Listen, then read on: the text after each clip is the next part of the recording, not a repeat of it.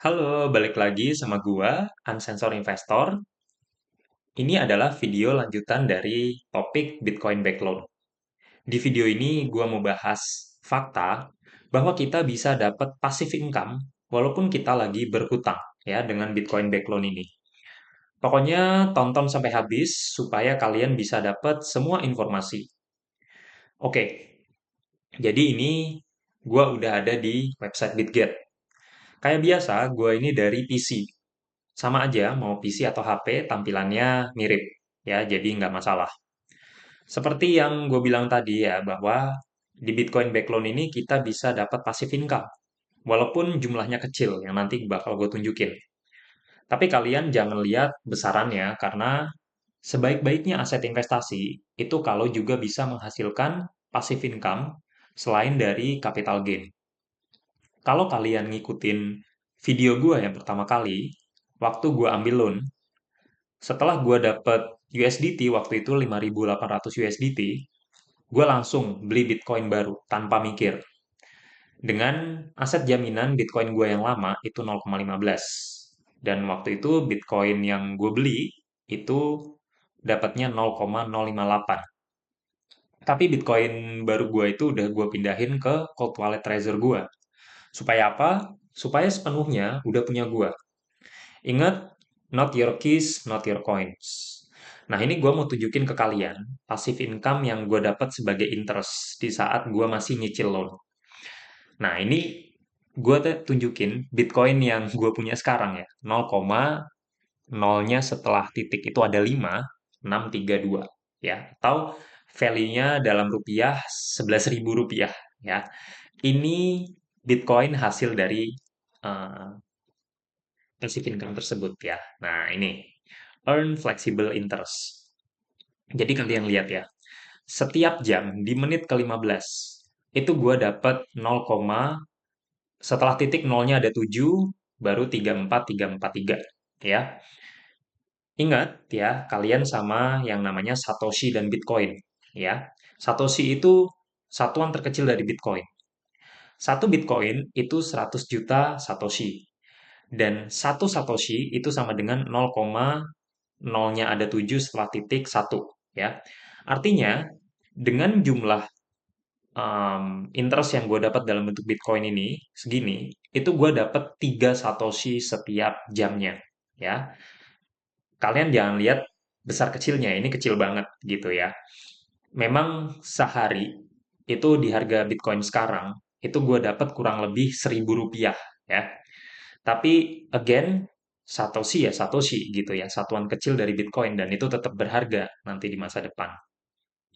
Nah, jadi di sini gue memaksimalkan Bitcoin yang gue punya ya. Dan gue dapat dua keuntungan, yaitu capital gain atau selisih harga jual dan harga beli ya. Ini kalau kalian lihat ya.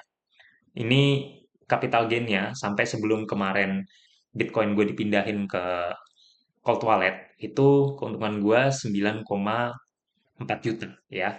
Gue beli di harga 97.000 nih. 97.500. Jadi setelah gue dapat USDT-nya, tanpa mikir gue langsung beli. Waktu itu di harga segini. Dan sekarang harganya udah sekitar 106-107 ribu ya. Dan juga yang kedua keuntungannya yaitu dari interest atau bunga dalam bentuk Bitcoin yang gue dapat setiap jam tadi ya. Dan bunga ini konsepnya sama kayak deposito bank. Cuma kalau deposito bank kan bunganya biasanya setiap bulan. Dan konsep Bitcoin back loan secara keseluruhan ini mirip kayak kalau kalian punya properti. Kalau kalian punya rumah ya, kalian bisa dapat dua keuntungan juga, yaitu capital gain. Ya, misalnya kalian beli di harga 500 juta dan jual di harga 1 M ya setelah beberapa tahun, selisih keuntungan 500 juta itu capital gain kalian. Sama kayak gue ini nih. Misalnya gue jual ya, gue bakal dapat 9,4 juta, tapi kan nggak gue jual gitu ya. Dan kalian juga rumah itu bisa kalian sewakan atau dijadikan kos-kosan misalnya dan dapat passive income bisa bulanan atau tahunan. Sama kayak tadi interest dalam bentuk Bitcoin yang gue dapat setiap jamnya. Nah, ini sekarang oke gue mau ngeliatin ke kalian loan yang sekarang masih gue harus bayar ya. Ini ada orders, ada one, ya, artinya satu ongoing loan yang masih harus gue bayar ya, masih berjalan. Kita klik aja. Nah, ini. Jadi, seperti yang gue bilang tadi ya, gue menjadikan aset Bitcoin gue 0,15042581 itu sebagai aset jaminan ya. Kalau kalian ngikutin gue dari awal, ini jumlah Bitcoin yang gue tabung ya setiap bulannya di aplikasi Peluang ya. Dan sebelum gue pindahin ke sini sebagai aset jaminan. Dan setiap gue nyicil ya, jadi kalau di Bitcoin Backloan kita nyicil, setelah kita bayar dalam jumlah tertentu, itu Bitcoin yang dijadikan kolateral itu bisa dilepas. Kita bisa boleh memilih untuk melepas. Jadi di-unlock sama Bitget-nya dan dimasukkan ke akun spot kalian gitu ya. Tapi di sini gue memilih untuk tidak. Jadi walaupun gue bayar berapapun gitu ya, tetap nggak gue lepas. Jadi biarin di pool loan mereka. Tujuannya apa?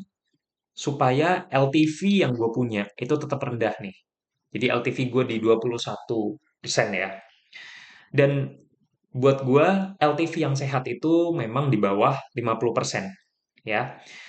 Dan buat gue kalau misalnya ya LTV gue itu udah deket-deket 50%, itu gue merasa nggak nyaman. Apalagi kalau udah di atas 50% gitu ya. Itu gue merasa nggak bisa tenang lah gitu. Dan loan gua itu tadinya kalau kalian ngelihat video Bitcoin back loan gua yang pertama ya, itu loan gua 5.800 USDT ya. Atau waktu itu sekitar 95 jutaan ya, hampir 96 juta kalau nggak salah. Dan sekarang sisanya 3.519 atau 57 juta ya dalam rupiah. BTW ini kalau di HP tampilannya bisa ngeliatin dalam rupiah juga. Tapi di PC ini kayaknya nggak bisa nih kalau buat yang loan ya, dalam bentuk rupiah. Nah, ini liquidation price gua ya, di 25.707. Dan gue sekarang merasa udah sangat tenang ya, karena harga likuidasinya di 25.000 jauh banget dari harga sekarang. Di rentang 106-107 ribu ya sekarang ya. Dan conviction gua ya, itu kecil kemungkinan Bitcoin bisa ke harga segini. Dan kalian lihat ya, gue itu minjem di 7 Mei ya, di tahun ini. Berarti udah 1,5 bulan yang lalu. Dan artinya gue udah bayar kurang lebih 38 juta ya. Dari 95 juta sekarang sisa 95 juta. Sekarang ini gue juga lagi ada, gue kerja tambahan ya. Em, tujuannya apa? Supaya gue dapat pendapatan tambahan ya untuk bisa membayar loan lebih banyak gitu ya. Dan kadang ada satu minggu di mana gue saat ini ya skip bikin video ya karena tenaga gue, pikiran gue semua kepake gitu ya dan terbatas. Dan target gue sekarang adalah untuk melunasi loan yang gue punya di tahun ini kalau bisa ya sebelum tahun 2026. Karena semakin cepat lunas, semakin cepat Bitcoin itu semua jadi punya gue dan gue pindahin ke cold wallet Trezor gue.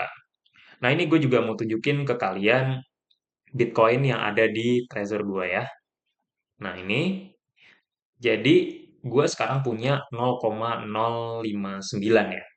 Waktu itu gue beli di Bitget ya, hasil dari loan dapat 0,058, tapi gue juga waktu itu ada sekitar 0,001-an ya di Trezor waktu itu ngetes aja mindahin gitu ya. Jadinya sekarang jumlah Bitcoin gue ini segini.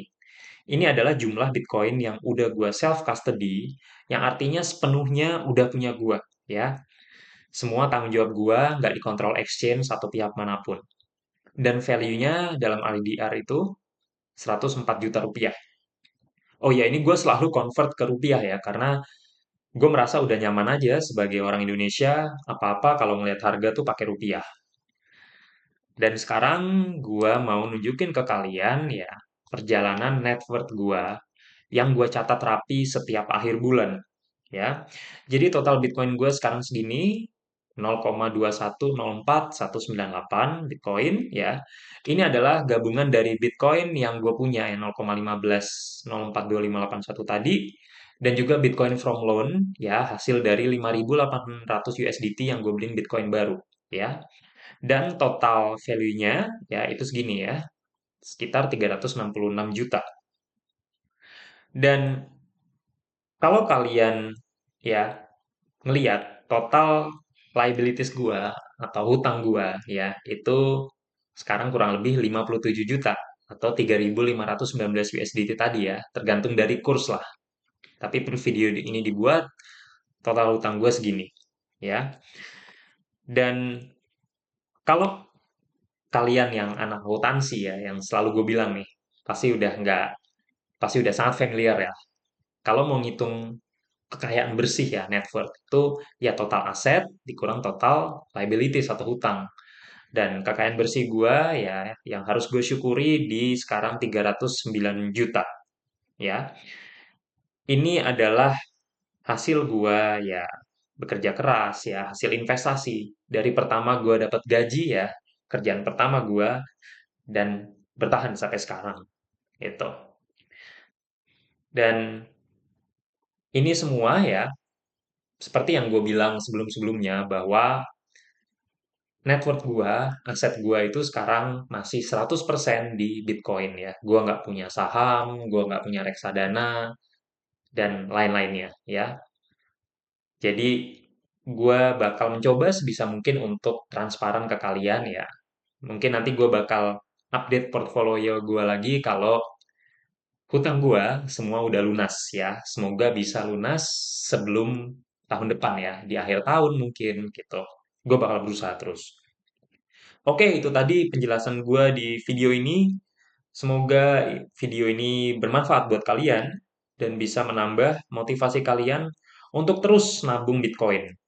Thank you buat yang udah nonton. Jangan lupa subscribe, like, komen, dan share ke teman-teman kalian kalau kalian merasa video ini menarik dan bermanfaat. See you in the next video.